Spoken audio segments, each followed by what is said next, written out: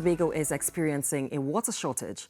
On Thursday, representatives of the Water and Sewerage Authority, WASA, and the Trinidad and Tobago Meteorological Service presented data to highlight the challenges facing the island.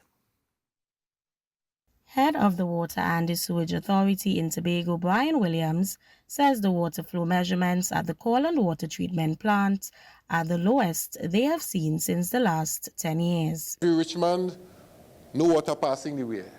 Richmond has been the most sustainable river across the seasons for a very long time. We find ourselves in a situation today where we had to shut down production to allow the river to build so that we can produce and distribute water. Next slide, please. Yilesworth Water Treatment Plant, Kings Bay, you could name it, everybody is down. However, articulating WASA's commitment to offer support to customers during this period of water shortage, Acting Chief Executive Officer Kelvin Romain says measures have been implemented with priority to be given to public facilities. We would have moved from approximately 4 trucks to 8 trucks.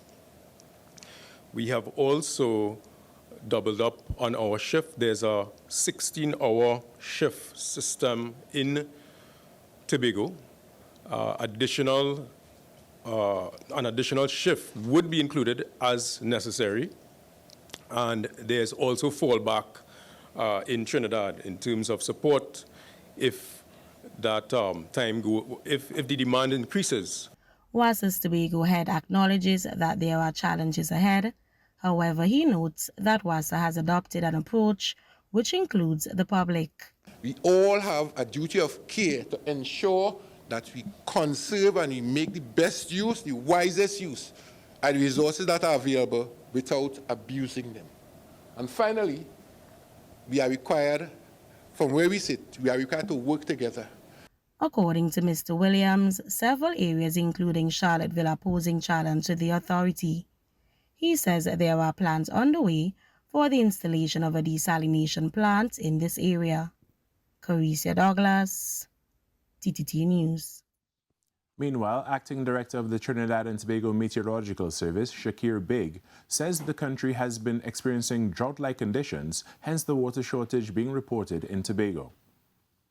The Met Office has accumulated rainfall data for Crown Point between March to present, and Mr. Big notes the rainfall has been drastically below the average.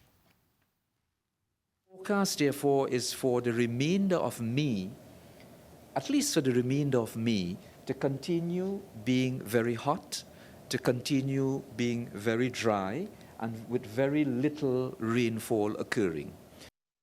But according to Mr. Big, all is not lost, and there is hope for Tobago's water reservoirs. Later in the hurricane season, the Met Office says the country will move into a La Nina phase. The La Nina phase is good news. We'll get some rainfall, which would, our reservoirs will endure some additional volumes of water. However, during La Nina phases, we have an increase in the number of tropical storms and hurricanes.